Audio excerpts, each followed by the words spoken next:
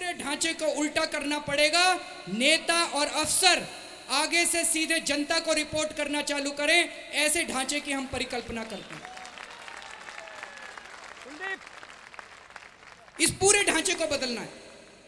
हम अंदर इसलिए नहीं जा रहे कोयला बांटने के लिए नहीं जा रहे, हम अंदर 2G स्पेक्ट्रम बांटने के लिए नहीं जा रहे, हम अंदर आयरन ओर की खदानें बांटने के लिए नहीं जा रहे। ये खदानें कैसे बटेंगी और ये कोयला कैसे बटेगा, ये तय करने वाली जनता होनी चाहिए। ये नियम बदलने के लिए हम अंदर जा रहे हैं।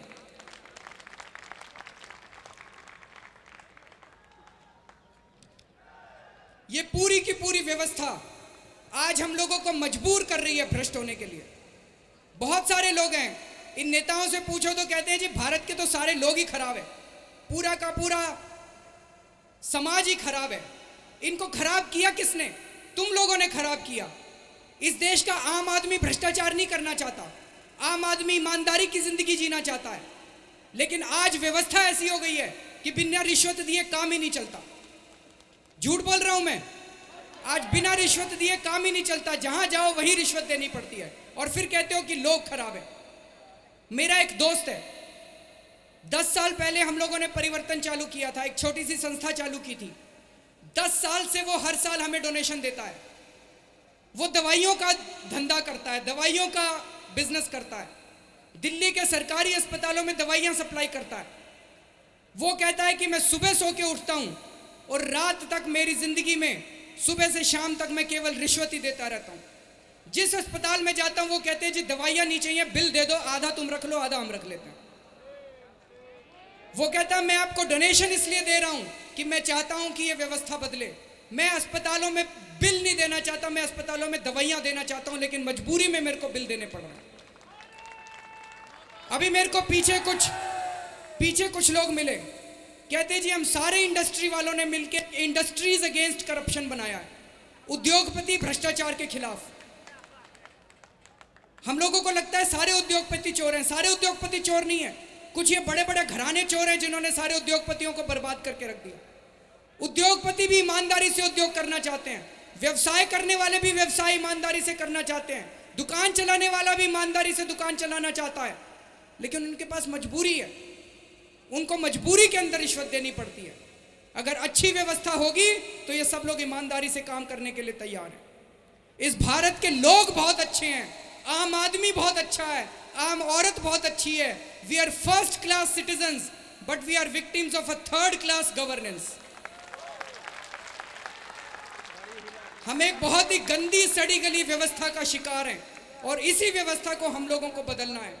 और मुझे ये लगता है कि अगर इस देश के सारे लोग इकट्ठे हो जाएं, अगर इस देश की जनता इकट्ठी हो जाए तो वो दिन दूर नहीं है जब हम सारे मिलकर भारत को बदल सकते हैं।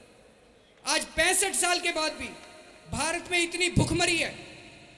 एक रिपोर्ट के मुताबिक इस देश की 78% जनसंख्या 20 रुपए से कम प्रति व्यक्ति के हिसाब से जी रही है। 20 रुपए से कम प्रति व्यक्ति के हिसाब से जी रही है 78% जनसंख्या। क्या पाया हम लोगों ने इन 65 सालों के अंदर? लेकिन मुझे ये लगता है, हो सकता है कुछ लोग इसको गलत माने, लेकिन मुझे ये लगता है कि अगर आम आदमी की सरकार बनती है और इस देश की सारी जनता इसको बदलने में लग जाती है, तो जैसे आज एक दिन के अंदर आम आदमी के 300 जगह दफ्तर खुल गए, ऐसे अगर इस देश की सारी जनता लग जाएगी तो मुझे लगता है 5 साल के अंदर हम इस देश से गरीबी और भुखमरी को दूर कर सकते हैं।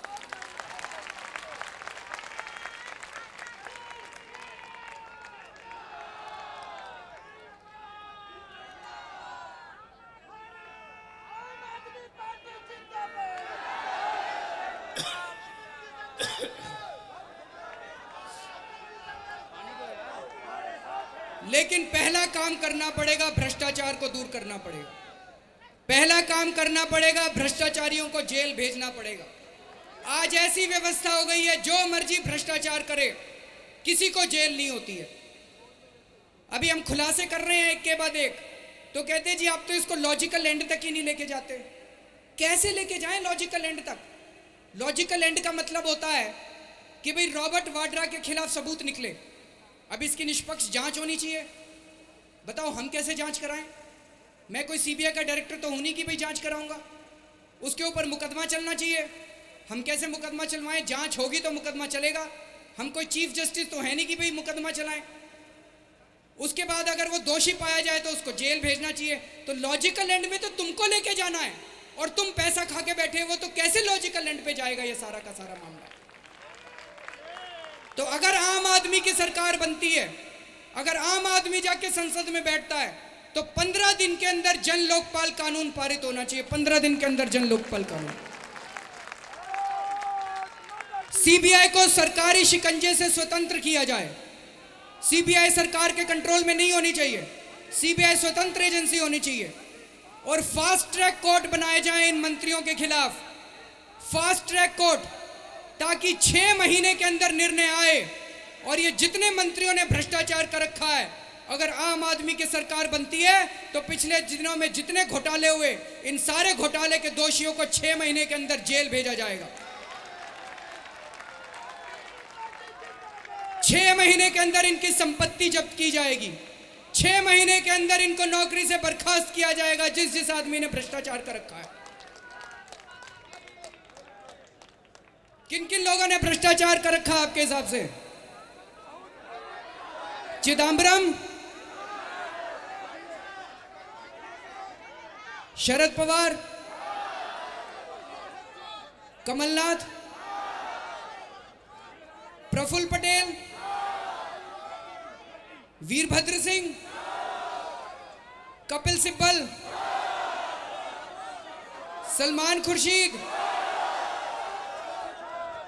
सुशील कुमार शिंदे, नितिन गडकरी, प्रेम कुमार धूमल, मुलायम सिंह यादव, मायावती, नवीन पटनायक, प्रकाश सिंह बादल, जयललिता, करुणानिधि। बहुत लंबी लिस्ट है, बहुत लंबी लिस्ट है, बहुत बड़ी एजेंसी बनानी पड़ेगी एक। लेकिन जो भी हो, 6 महीने के अंदर जांच पूरी होके, 6 महीने के अंदर मुकदमे पूरे होके जो दोषी पाए जाएंगे, अगर आम आदमी की सरकार बनती है, और आम आदमी की सरकार तो बनेगी ही बनेगी, तो ये लोग सोच लें, इनके दिन नपे तुले दिन है। अब 6 महीने के अंदर दोषी लोगों को, भ्रष्टाचारी लोगों को जेल भेजा जाएगा, इनकी संपत्ति जब्त की जाएगी और इनको नौकरी से बर्खास्त किया जाएगा। साथियों, सबसे ज्यादा शर्मनाक बात हुई है, आज सुबह हम लोगों ने देखा, सुरेंद्र सिंह जी आए थे हमारे बीच में। कमांडो हैं ये। 26 नवंबर 2008 को इन्होंने अपनी जान दांव पे लगा के हैंड ग्रेनेड बर्दाश्त किया, गोलियां खाई और 2 आतंकवादियों को उन्होंने मारा, घायल अवस्था में 2 आतंकवादियों को मारा। और आज हमारे इस सिपाही को अपनी पेंशन और अपने मेडिकल बेनिफिट्स लेने के लिए दर दर की ठोकरें खानी पड़ रही है। ये आज़ाद भारत है? कैसी आज़ादी है ये? तो हमारा ये मानना है कि किसी भी जवान को इस तरह से दर दर की ठोकरें खानी नहीं पड़ेंगी। और भी कई सिपाहियों से मैं बात कर रहा था, अगर कोई सिपाही शहीद हो जाता है तो मुझे बताया गया कि सारा कुल मिला मिलू के उसको 20 से 25 लाख रुपए मिलते हैं केवल। अगर 100 रन बना के कोई क्रिकेटर हमारे देश में आता तो 1 करोड़ रुपए, 2 करोड़ रुपए, 3 करोड़ रुपए देते हैं। मैं ये नहीं कह रहा कि उनको मत दो, जो देना है दो, लेकिन जो आदमी अपने देश के लिए शहादत कर देता है, उसके परिवार को तो कम से कम अपना पूरी जिंदगी बसर कर ले, इतना पैसा तो दे दो। उनको तो कम से कम हम 1 करोड़ रुपए दे सकते हैं, 2 करोड़ रुपए दे सकते हैं, जो अपनी जान दांव पे लगाते हैं। मुझे बताया गया कि ये सारे सिपाही बेचारे 1 रैंक 1 पेंशन इसके लिए लड़ रहे हैं। इसका मतलब ये हुआ कि कोई आज अगर हवलदार था और रिटायर हो गया, और 15 साल के बाद जो हवलदार की तनख्वाह है, अगर उसकी तनख्वाह बढ़ती है आज के हवलदार की, तो जो रिटायर हुआ उसकी भी तो उसके हिसाब से पेंशन बढ़नी चाहिए। बढ़नी चाहिए कि नहीं बढ़नी चाहिए? तो 1 रैंक 1 पेंशन तो होनी चाहिए। लेकिन उन लोगों ने हमें बताया कि सरकार ने मान तो लिया है, लेकिन उसको इंप्लीमेंट नहीं कर रही है, लागू नहीं कर रही है। तो ये चाहते हैं कि लोग इनके धक्के खाते रहें, इनको वोट बैंक की तरह इस्तेमाल करते रहें लोगों को। तो इस देश के अंदर किसान और इस देश के अंदर जवान दोनों की बुरी हालत है। और हमें जो लाल बहादुर शास्त्री जी ने नारा दिया था, क्या नारा दिया था?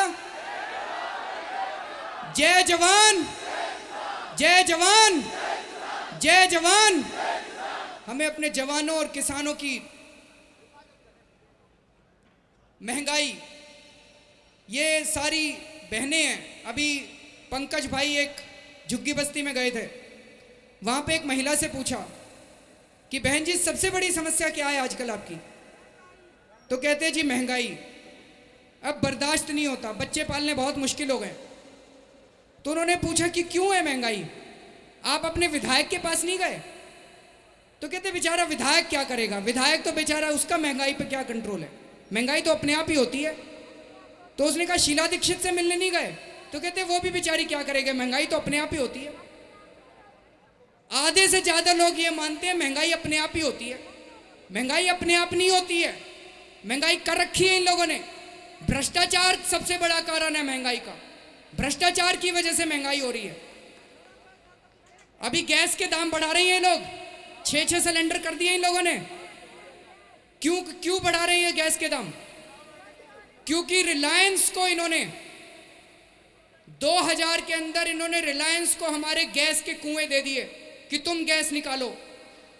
गैस तो हमारी है, जो जमीन के अंदर गैस है वो गैस तो हमारी है, गैस रिलायंस वालों की थोड़ी है, गैस सरकार की थोड़ी है। गैस तो इस देश के लोगों की संपत्ति है, सरकार ने उठा के रिलायंस वालों को दे दिए। उनको कहा कि 17 साल तक तुम $2 पे गैस बेचोगे, हमको $2 पे गैस सरकार को दोगे। रिलायंस वालों की तो नीयत ही खराब थी, पहले एग्रीमेंट तो साइन कर लिया कि $2 पे देंगे, 2 साल के बाद नीयत पलट गई, कहते हैं जी $2 में नहीं देंगे, $4 में देंगे, डबल कर दिए रेट। तो सरकार को क्या करना चाहिए था? लाइसेंस कैंसिल करना चाहिए था। अगर ईमानदार सरकार होती तो लाइसेंस कैंसिल कर देती, लेकिन सरकार ने तो पैसे खा रखे थे, मुकेश अंबानी से पैसे खा रखे थे सरकार ने। तो प्रणब मुखर्जी साहब ने ऑर्डर पास कर दिया, भाई ठीक है $4 मंजूर है, भुगतना तो आपको पड़ा, इसीलिए गैस महंगी हुई है। तो जब एग्रीमेंट साइन किया कि $4 पे गैस मंजूर है, तो उन्होंने एग्रीमेंट में लिखा कि 2014 तक $4 रहेंगे, 2014 तक। लेकिन इनकी रिलायंस वालों की फिर नीयत पलट गई, 2010 में जाके कहते हैं जी $4 नहीं $14 करो। $4 से सीधा $14 मांगने लग गए। तो जयपाल रेड्डी मंत्री था, 3 साल तक जयपाल रेड्डी कहते रहे कि नहीं $14 नहीं करेंगे, लोग बर्दाश्त नहीं कर पाएंगे। लेकिन सरकार ने क्या किया, मनमोहन सिंह जी ने क्या किया, जयपाल रेड्डी को ही बदल दिया, जयपाल रेड्डी को ही बदल दिया, उन्हीं को हटा दिया। अब मोइली साहब आए हैं और अंदर से खबर मिल रही है कि वो $14 उनको देने की वो बना रहे हैं। तो आप सारे तैयार रहना, अगर $14 गैस हो गई तो ये जो 400 रुपए का सिलेंडर है, आज 6 सिलेंडर 400 रुपए के जो मिल रहे हैं, ये 6 सिलेंडर 1200 रुपए एक सिलेंडर मिलेगा। एक सिलेंडर 1200 रुपए में मिलने वाला है, तैयार बैठ जाओ सारे के सारे। इसलिए महंगाई हो रही है। सरकार मिली हुई है रिलायंस वालों के साथ, सरकार मिली हुई है मुकेश अंबानी के साथ, पैसे खाती है सरकार मुकेश अंबानी से, इसलिए महंगाई हो रही है। हर साल हमारे देश के अंदर 5 लाख करोड़ रुपए का टैक्स, 5 लाख करोड़ रुपए का टैक्स माफ करती है सरकार बड़ी बड़ी कंपनियों का, 5 लाख करोड़ का। और पेट्रोल और डीजल पे हम लोगों से टैक्स लेती है, हम लोगों से 2 लाख करोड़ रुपए का पेट्रोल और डीजल और गैस के ऊपर टैक्स लेती है। मैं आपसे पूछना चाहता हूं कि कौन सा टैक्स माफ होना चाहिए? इन बड़ी बड़ी कंपनियों के ऊपर 5 लाख करोड़ का टैक्स माफ होना चाहिए कि पेट्रोल डीजल के ऊपर आम आदमी का 2 लाख करोड़ का टैक्स माफ होना चाहिए? पूरे देश में वोटिंग करा लो, वोटिंग में रेफरेंडम में एक ही बात निकलेगी, आम आदमी का टैक्स माफ करो और इन बड़ी बड़ी कंपनियों से टैक्स लो। लेकिन जब हमारे वित्त मंत्री को निर्णय लेना पड़ता है तो वित्त मंत्री तो इन कंपनियों से पैसे खा जाते हैं और पैसे खा के इनके 5 लाख करोड़ का टैक्स माफ कर देते हैं और आपके ऊपर 2 लाख करोड़ का टैक्स लगा देते हैं। अगर ये 2 लाख करोड़ रुपए का पेट्रोल और डीजल के ऊपर टैक्स माफ हो जाए तो आज दिल्ली के अंदर 77 रुपए लीटर पेट्रोल है, वो 50 रुपए लीटर हो जाएगा। डीजल जो 50 रुपए का मिल रहा है वो 40 रुपए का हो जाएगा। और गैस के सिलेंडर जितने मर्जी 300 रुपए के हिसाब से ले लेना, 6 सिलेंडर की लिमिट की जरूरत नहीं है, इसलिए महंगाई है। ये जो सोनिया गांधी जी खड़ी होकर कहती हैं मजबूरी है, क्या करें, किस चीज की मजबूरी है? भ्रष्टाचार मजबूरी है। सोनिया गांधी जी अगर चाहें, राहुल गांधी जी अगर चाहें, सुषमा स्वराज अगर चाहें तो 5 मिनट के अंदर वो पेट्रोल, डीजल और गैस के ऊपर दाम कम कर सकते हैं। 5 मिनट के अंदर अगर वो चाहें तो, चाहते नहीं है वो। अब हम इनसे भीख मांगना बंद करेंगे। अब आम आदमी जब संसद के अंदर जाके बैठेगा, आम औरत जब संसद के अंदर जाके बैठेगी तो जनता तय करेगी कि टैक्स का माफ किसको करना है, कंपनियों को माफ करना है कि जनता का टैक्स माफ करना है। अब इस देश की औरतें महंगाई करेंगी। अब सोनिया गांधी के सामने गिड़गिड़ाएंगी नहीं, सुषमा स्वराज के सामने गिड़गिड़ाएंगी नहीं। इस देश की आम औरतें अपनी महंगाई खुद कम करेंगी। अब इस देश की आम औरतें अपने हाथ के अंदर इस देश की सत्ता की बागडोर संभालेंगी। जब हम ये कहते हैं तो कई लोग, जब से हमने ये रिलायंस का खुलासा किया, रॉबर्ट वाड्रा का खुलासा किया, डीएलएफ का खुलासा किया, तो कुछ लोगों ने कहना चालू किया आप तो कंपनियों के खिलाफ हो। अमेरिका के अंदर जब इन कंपनियों ने घोटाले किए, एचएसबीसी बैंक ने अमेरिका के अंदर घोटाला किया तो अमेरिका ने एचएसबीसी के ऊपर 7,000 करोड़ रुपए की पेनल्टी लगाई। 7,000 करोड़ की पेनल्टी। हमारे देश के अंदर जब एचएसबीसी घोटाला करता है तो हमारी देश की सरकार देखती रहती है, और हम जब उस घोटाले को उठाते हैं तो ये मीडिया वाले कहते हैं कि हम तो कंपनियों के खिलाफ हैं। हम कंपनियों के खिलाफ नहीं है, हम बिजनेस के खिलाफ नहीं है, हम व्यापारियों के खिलाफ नहीं है, हम ईमानदारी से काम करने वालों के खिलाफ नहीं है, हम बेईमानों के खिलाफ हैं, हम भ्रष्टाचारियों के खिलाफ हैं। अगर बेईमानी से काम करोगे तो हम अपनी आवाज उठाएंगे और आपको चैन से जीने नहीं देंगे। अगर आप भ्रष्टाचार करोगे तो हम अपनी आवाज उठाएंगे, आपको चैन से जीने नहीं देंगे। हम चाहते हैं कि हमारे देश के अंदर अच्छा व्यापार हो, हम चाहते हैं कि ईमानदारी से कि व्यापारी अपना व्यापार कर सके, दुकान वाला दुकान चला सके, उद्योगपति ईमानदारी से उद्योग कर सके। हम इनके खिलाफ नहीं है, हम केवल बेईमानों के खिलाफ हैं। ये आम आदमी है कौन? हम कह रहे हैं आम आदमी पार्टी, आम आदमी पार्टी, आम आदमी। मुकेश अंबानी आम आदमी है क्या? सुषमा स्वराज आम आदमी है? सोनिया गांधी आम आदमी है? किसकी पार्टी है फिर ये? आम आदमी वो है रोज सुबह उठता है, दफ्तर के लिए या दुकान के लिए निकलता है, गिरता पिटता मरता सारा दिन मेहनत करता है और शाम को घर लौटता है। अपने बच्चे का एडमिशन करवाने के लिए, नर्सरी में एडमिशन करवाने के लिए उसको 50,000 रुपए की डोनेशन देनी पड़ती है। अगर कोई घर में बीमार हो जाए तो पूरी जिंदगी की जमा पूंजी खर्च हो जाती है। बड़े बड़े 5 स्टार अस्पताल खुल गए, इनके अंदर घुसते ही वो 40,000 रुपए रखवा लेते हैं, और बड़ा ऑपरेशन हो जाए तो सारी जिंदगी की कमाई खत्म हो जाती है। एक किसान बेचारा जो है उसको अपनी फसलों के पूरे दाम तक नहीं मिलते हैं। एक जमीन उसके पास है, वो जमीन भी सरकार छीन रही है। ये है आम आदमी। आम आदमी क्या चाह रहा है? आम औरत क्या चाहती है इस देश के अंदर? कि ईमानदारी से अपना धंधा कर सकें, अपने बच्चों को पढ़ा सकें, और अगर कोई बीमार हो जाए तो उसका इलाज करा सकें, पानी मिले, बिजली मिले, सड़कें मिले। यही तो चाह रही है एक आम आदमी और एक औरत। कोई ज़्यादा चाह रहे हैं हम लोग? हमारी कोई ज़्यादा सपने हैं? मुकेश अंबानी ने तो पता नहीं कितने 1000 करोड़ रुपए का एक बंगला बनवा रखा, वो भी एक बहुत बड़ा घोटाला है। वक्फ की जमीन के ऊपर, वक्फ की जमीन कौन सी होती है मुसलमान भाई समझेंगे। वक्फ की जमीन, उसके ऊपर अनाथालय बनना था, अनाथ बच्चों का आश्रम बनना था, उसके ऊपर वो जमीन उसने भ्रष्टाचार से, सरकार से लेके उसके ऊपर इतना बड़ा 4000 करोड़ रुपए का बंगला बनाया। हमारी इतनी बड़ी बड़ी वो नहीं है इच्छाएं, हमारी छोटी छोटी इच्छाएं, लेकिन वो भी सरकार 65 साल के अंदर पूरा नहीं कर पा रही है। अब हम इनसे मांगना बंद करेंगे। अब संसद के अंदर जाके आम आदमी बैठेगा और आम आदमी अपनी इच्छाएं पूरी करेगा। आम आदमी शिक्षा व्यवस्था संभालेगा, आम आदमी स्वास्थ्य व्यवस्थाएं संभालेगा। स्कूलों को इतना बढ़िया बना दो, सरकारी स्कूलों को इतना बढ़िया बना दो, सरकारी स्कूलों को प्राइवेट स्कूलों की तरह इतना बढ़िया बना दो कि हमें प्राइवेट स्कूलों के अंदर जाने की जरूरत ही ना पड़े। अमीर हो चाहे गरीब आदमी हो, वो सरकारी स्कूलों में अपने बच्चों को भेज सके, फ्री में शिक्षा हो। अगर कोई राज्य, कोई देश अपने बच्चों को फ्री में शिक्षा नहीं दे सकता ढंग की, अगर कोई देश अपने लोगों को फ्री में चिकित्सा सेवा नहीं दे सकता अच्छी, तो लानत है ऐसे देश के ऊपर, ऐसे सरकारों के ऊपर।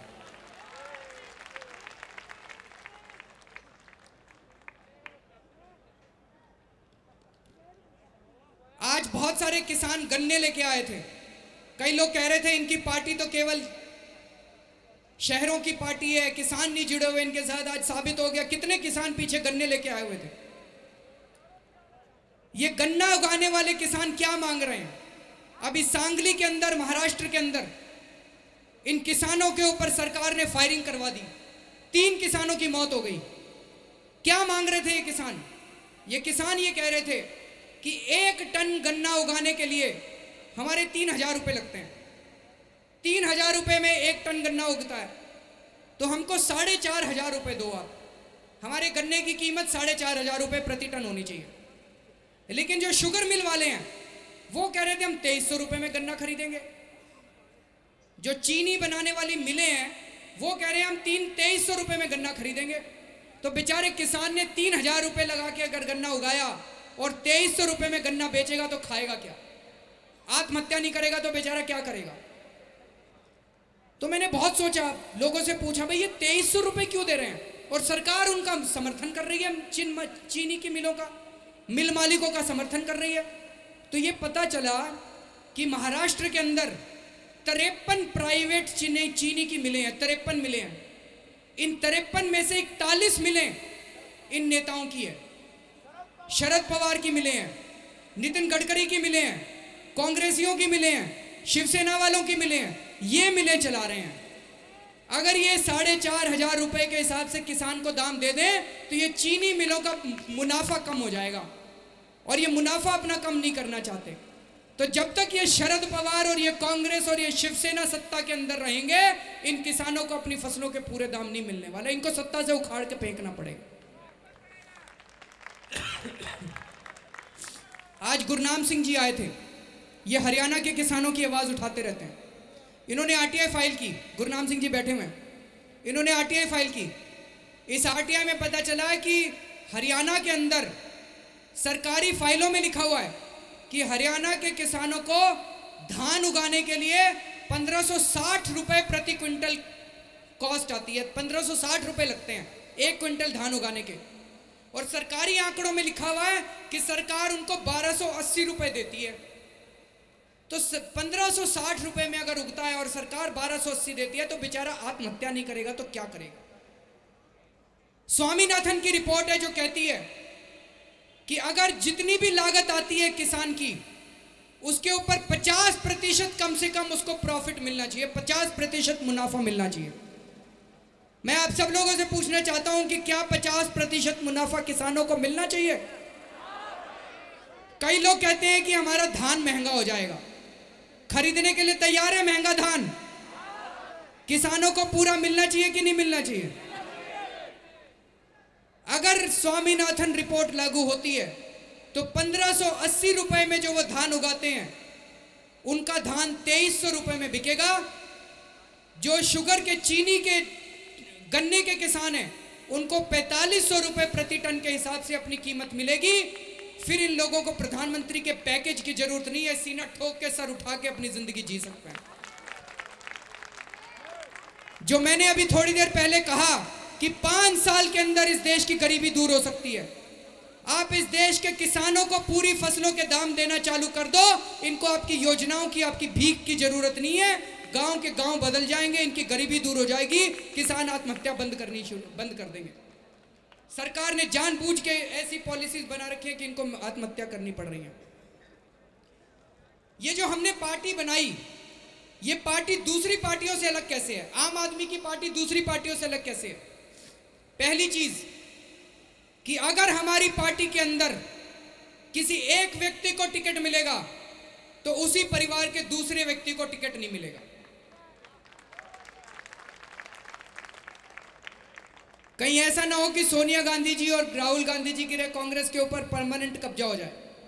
दिग्विजय सिंह जी का बेटा अमेरिका से पढ़ के आया और उसको कांग्रेस की टिकट मिल जाए। बीजेपी के अंदर प्रकाश सिंह बादल का बेटा वहां पे, इधर मुलायम सिंह जी का बेटा वहां पे मुख्यमंत्री बना हुआ है और उसकी भी बहू जो है वो वहां पे विधायक बन गई है, सांसद बन गई है। तो हमारी पार्टी के अंदर अगर एक व्यक्ति को टिकट मिलेगा तो उसी परिवार के दूसरे व्यक्ति को टिकट नहीं मिलेगा। हमारी पार्टी के अंदर अगर एक व्यक्ति हमारी किसी भी कार्यकारिणी का सदस्य होगा तो उसी परिवार का कोई भी दूसरा व्यक्ति हमारे पूरे देश के अंदर किसी भी कार्यकारिणी का सदस्य नहीं हो सकता। कल एक टीवी चैनल वाले ने बोला जी ये जब शुरू होती है पार्टी तो सारे कह देते हैं, फिर थोड़े दिन में बदल जाते हैं। हमारा सबसे बड़ा जीता जो जागता उदाहरण प्रशांत भूषण और शांति भूषण जी हैं।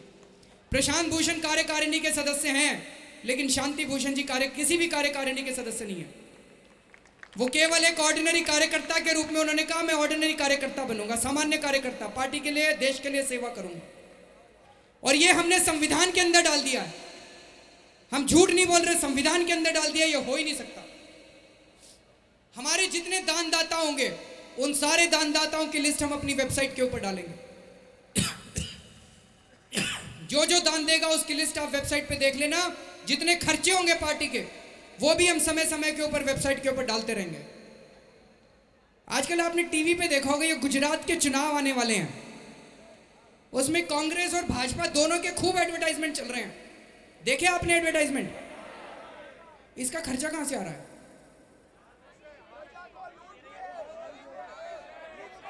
सारे चैनलों के ऊपर आप 10 मिनट कोई चैनल देख लो, 3-3 बार एडवर्टाइजमेंट आ रहे हैं, 3-3 बार एडवर्टाइजमेंट।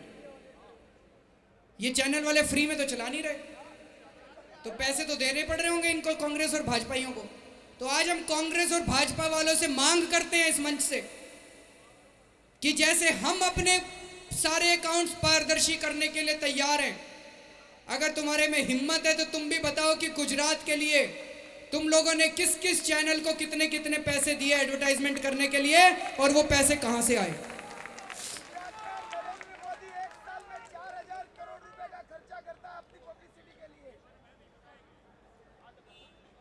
किसी ने कहा था सपने वो नहीं होते जो रात को नींद में आते हैं, सपने वो होते हैं जो रात को सोने नहीं देते। इस देश के लोगों ने सपने देखने बंद कर दिए थे, लेकिन पिछले 2 साल में जो ये आंदोलन हुआ, अब इस देश के लोगों ने सपने देखने चालू कर दिए हैं। और जब से इस देश के लोगों ने सपने देखने चालू किए हैं, लोगों की भी नींद हराम हो गई है। सारे लोगों की नींद हराम हो गई है। कितने लोग हैं, अभी जब सुबह मैं नीचे जाके बैठा, कहता जी मैं फलानी जगह नौकरी करता था, नौकरी छोड़ आया, मैंने अपनी दुकान बंद कर दी, मैंने ये छोड़ दिया, अब मैं तो पूरी जिंदगी इसी आंदोलन के साथ लगाऊंगा। लोगों की नींद हराम। आज सुबह सुबह श्री गंगानगर से एक व्यक्ति मेरे घर पहुंच गया, सारी रात चल के आया, पूरी रात नहीं सोया, और सुबह आके आंखों में आंसू उसके टपटपा रहे थे, और डबडबाई हुई आंखों से बोल रहा था कि जी यही मौका मिला है देश को सुधारने का, ये मौका खराब नहीं होना चाहिए।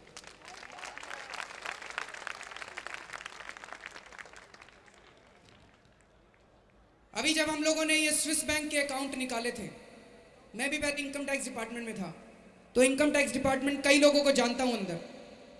मैंने अपने एक दोस्त को फोन किया, मेरे को पता चला कि ये स्विस बैंकों के खातों की जानकारी उसके पास है, तो मैंने उसको फोन किया। 20 साल के बाद मैंने उसको फोन किया था। कहता है अरे तेरे को तो टीवी पे देखते हैं, बहुत अच्छा काम कर रहे हो, लगे रहो, देश को तुम्ही से उम्मीद है। मैंने कहा मैंने सुना है स्विस बैंक के खातों की सारी जानकारी तेरे पास है। कहता फोन रख, फोन काट, तुरंत काट फोन, मेरे को नहीं बात करनी तेरे से, इसके बारे में बात नहीं करेंगे, बिल्कुल बात नहीं करेंगे। मैं उनसे पूछना चाहता हूं कि ये देश मेरा है क्या? केवल देश तेरा नहीं है? केवल मेरे बच्चे यहां जीते हैं क्या? तेरे बच्चे तो जैसे जीते ही नहीं है यहां पे। ये मौका मिला है इस देश को, अंदर बैठे जितने अधिकारी हैं, अंदर बैठे जितने अफसर हैं, जो जो ईमानदार अफसर हैं, सारे बाहर लाके अपनी जानकारी दे दो। हम तो सामने आ गए, तुमको डरने की जरूरत नहीं है, तुम दो तो सही हमें जानकारी, हम जनता के बीच में ला जाकर रखेंगे। तुमको अपनी नौकरी का डर होगा, तुमको अपनी जान का डर होगा, हमने तो अपना सामने रख दिया सब कुछ। हम रखेंगे जनता के सामने, हमने अपना डर खत्म कर दिया है। हमें दो तो सही, अगर इतना डरोगे तो फिर कैसे भारत माता जिएगी, कैसे भारत माता बचेगी?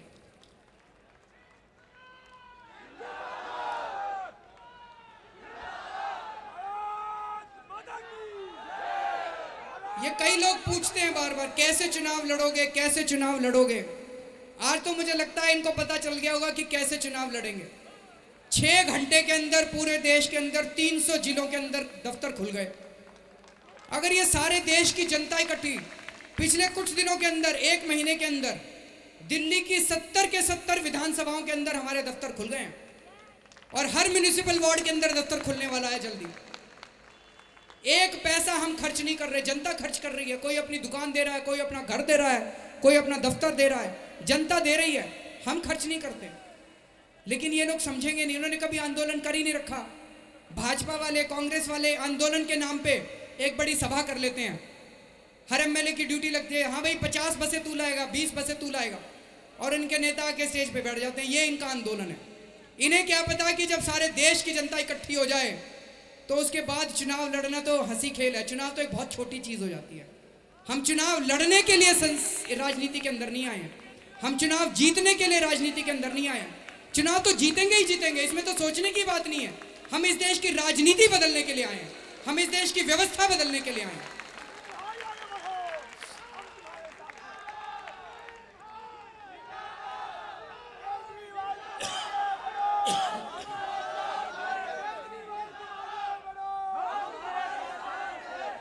और जब सारी जनता इकट्ठी हो जाती है, जब सारी जनता साथ देती है, जब सारी जनता अपने हाथ में ले लेती है, तो फिर भगवान साथ देता है। और जब भगवान साथ देता है तो इन लोगों की तो औकात ही बहुत छोटी सी है, फिर कोई नहीं हरा सकता। और आज इस देश के अंदर क्रांति का आगाज हो चुका है और आने वाले समय में मुझे पूरी उम्मीद है, आने वाले 5 सालों के अंदर भारत जरूर बदलेगा। हमें अशिक्षा से मुक्ति मिलेगी, हमें भूखमरी से मुक्ति मिलेगी, हमें गरीबी से मुक्ति मिलेगी, हमें भ्रष्टाचार से मुक्ति मिलेगी। मैं अंत में आप लोगों से केवल ये निवेदन करना चाहता हूं, आप लोगों में से जो जो लोगों के लिए संभव है 2 साल के लिए, जिनके पास अपना घर से सब कुछ ठीक ठाक है, 2 साल के लिए अपनी नौकरी छोड़ दो, 2 साल के लिए अपनी दुकान बंद कर दो, इस आंदोलन में पूर्णकालिक रूप से लग जाओ। ये मौका दोबारा नहीं मिलने वाला।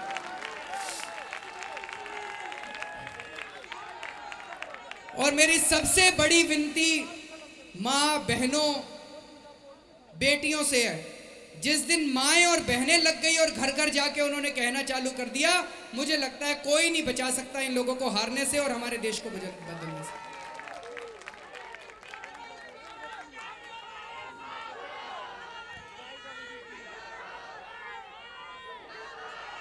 हम लोग कैसे जुड़ सकते हैं? बहुत लोग पूछ रहे हैं हम जुड़ना चाहते हैं जी, जुड़ना चाहते हैं। ये मेंबरशिप वगैरह बहुत छोटी चीज़ है। मैं मानता हूं आज लोग मेंबर बनना चाहते हैं क्योंकि अपना आंदोलन है, अपनी पार्टी है, इसलिए बनना चाहते हैं। तो एक तो ये कि चिंता मत करो, अभी इस शनिवार तक जितने लोग इस मेंबरशिप का फॉर्म भर के देंगे, हम सब लोगों को संस्थापक सदस्य मानेंगे। आप चिंता मत कीजिए, आप ही की पार्टी। हम मानने वाले कौन होते हैं? जब इतनी मार लगी हुई है तो फिर ये गलत बात है, इसको तो बढ़ाना चाहिए समय सीमा को। तो कल का समय दे देना, जितने फॉर्म आ जाए हैं उसको थोड़ा दफ्तर में ठीक ठाक कर लेंगे। परसों के बाद आप हमारे कौशाम्बी ऑफिस में आके और फॉर्म ले सकते हैं। हम अपनी वेबसाइट के ऊपर भी फॉर्म डाल देंगे, वेबसाइट से डाउनलोड कर लीजिए। लेकिन 10 रुपये की फीस है, तो वो पोस्टल ऑर्डर लगा के भेज दीजिएगा। जितने फॉर्म हमारे पास शनिवार तक आएंगे उन सब लोगों को हम संस्थापक सदस्य मानेंगे। वैसे तो मेरा ये मानना है कि इस देश की सारी जनता ही इस पार्टी की संस्थापक है, सारी जनता ही संस्थापक है। लेकिन फिर भी जिन जिन लोगों के आएंगे हम वेबसाइट के ऊपर उनका सबका नाम डालेंगे। लेकिन इलेक्शन कमीशन के लिए जो 300 लोगों ने परसों फॉर्म भरे थे, वो टेक्निकल बात है, उन्हीं के फॉर्म वहां पे जाएंगे। लेकिन काम करने के लिए सब तैयार हो जाओ। यहां पे खड़े होकर भाषण देना बड़ा आसान है, हाथ में झंडा लेके यूं यूं लहराना बड़ा आसान है, नारे लगाना बड़ा आसान है। लेकिन पूरी की पूरी व्यवस्थाओं को अखाड़ के फेंकना बहुत मुश्किल काम है, बहुत मुश्किल काम है। हमने चुनौती तो दे दी है, लेकिन अब हमें तैयार होना पड़ेगा इस पूरे भारत को बदलने के लिए। जनता को तैयार होना पड़ेगा भारत को बदलने के लिए, समय देना पड़ेगा, रात दिन मेहनत करनी पड़ेगी, इनके डंडे भी खाने पड़ेंगे, वाटर कैनन भी खाने पड़ेंगे। उसकी तैयारी करनी है अब हम लोगों को। तो मेरा ये सुझाव है कि उसके बाद शनिवार के बाद आपके अपने इलाके में दफ्तर खुलेगा, पूरे देश के अंदर गांव-गांव के अंदर दफ्तर खुलेगा, हर म्युनिसिपल वार्ड में दफ्तर खुलेगा, हर कॉलेज के अंदर दफ्तर खुलेगा। उस दफ्तर में जाके आप मेंबर बन सकते हो उसके बाद। लेकिन मेंबर की चिंता मत करो, मेंबर जब बनेंगे बनेंगे, देख लेंगे मेंबर। काम पे अभी से लग जाओ, तुरंत काम करना चालू कर दो। क्या क्या काम कर सकते हो? एक काम ये कर सकते हो कि रोज कम से कम 10 लोगों को फोन करो, 15 लोगों को फोन करो। फोन करके उनसे पूछो, हाँ जी भाजपा कैसी लगती है आपको? भाजपा आपको लगता है कि देश को भ्रष्टाचार से मुक्ति दे सकती है? कांग्रेस देश को मुक्ति दे सकती है? मुलायम सिंह, मायावती दे सकते हैं? तो वो जो भी कहेगा उसके बाद उससे पूछना, आम आदमी पार्टी के बारे में सुना है? कैसी लगती है आपको आम आदमी पार्टी? फिर उसको आप समझाना कि आम आदमी पार्टी क्या है। रोज हर आदमी जिम्मेदारी ले ले। जैसे कहते हैं ना भी 108 बार रोज राम का नाम लेंगे, ऐसे हर धर्म के अंदर होता है, ऐसे ये जिम्मेदारी ले ले। मेरा अपना ये मानना है कि देश की सेवा करना भगवान की सेवा के समान है। जितना पुण्य आपको मंदिर और मस्जिद जाने से मिलता है, उतना ही पुण्य आपको इस देश की सेवा और देश के लोगों की सेवा करने से मिलेगा। ज्यादा पुण्य मिलेगा, बहन जी कह रही है, ज्यादा पुण्य मिलेगा देश की सेवा करोगे। मंदिर जाने से उतना पुण्य नहीं मिलेगा, मस्जिद जाने से उतना पुण्य नहीं मिलेगा जितना पुण्य आपको देश की सेवा करने से मिलेगा। तो रोज ही आज गांठ बांध लो, कम से कम 10 लोगों को फोन करके उनको बताना है कि अब इन भ्रष्टाचारियों को वोट नहीं देना, अब आपकी पार्टी खुल गई है, आपकी पार्टी तैयार हो गई है। दूसरी बात, एक सीडी बनाई है हम लोगों ने, वो वेबसाइट के ऊपर है, वेबसाइट से डाउनलोड कर सकते हो। जिसके पास वेबसाइट नहीं है, हमारे दफ्तर से भी आके ले सकते हो। अपने घर के आसपास के लोगों को इकट्ठा करो, परिवार के लोगों को इकट्ठा करो, दोस्तों को इकट्ठा करो, दफ्तर के अंदर दिखाओ, लोगों को इकट्ठा करके वो सीडी दिखाओ। हमने अपने पर्चे भी डाल दिए हैं वेबसाइट के ऊपर, पर्चे डाउनलोड कर लो, उसकी कॉपी करवाओ, उसको प्रिंट करवाओ, उसको बांटो आप अपने दफ्तर के अंदर, और ज़्यादा से ज़्यादा लोगों तक इस पार्टी के बारे में मैसेज पहुंचाओ। और जो कुछ भी आप कर रहे हो, हमने वेबसाइट के ऊपर यह भी किया है कि आप रोज जाके वहां पे वेबसाइट पे लिख सकते हो कि आज मैंने देश के लिए ये काम किया, आज मैंने देश के लिए ये काम किया, रोज लिख सकते हो। आपके लिखने से दूसरों को प्रेरणा मिलेगी। आप अगर रोज कुछ काम करोगे और वेबसाइट पे लिखोगे और दूसरे लोग देखेंगे तो उनको प्रेरणा मिलती है, भाई ये कर रहा है मैं भी करूं। और अगर आपको हम काम करते हुए देखेंगे तो थोड़े दिन में कहेंगे भाई आप अपने घर को ही पार्टी का दफ्तर खोल लो। अगर हमें दिखेगा भाई ये आदमी बहुत ज़्यादा काम कर रहा है पार्टी का, तो हम ये कहेंगे भी थोड़े दिन के बाद आप ही पार्टी का दफ्तर खोल लो। तो मेरा ये सुझाव है कि मेंबरशिप की चिंता मत करो। मेंबरशिप तो सारे ही मेंबर हो आप, अब ये मेंबर क्या है, सारे ही मेंबर हो, लेकिन काम आप तुरंत शुरू कर दो। बहुत बड़ा काम ले लिया हमने अपने सिर के ऊपर और अब ये काम तो पूरा करके ही रहना है।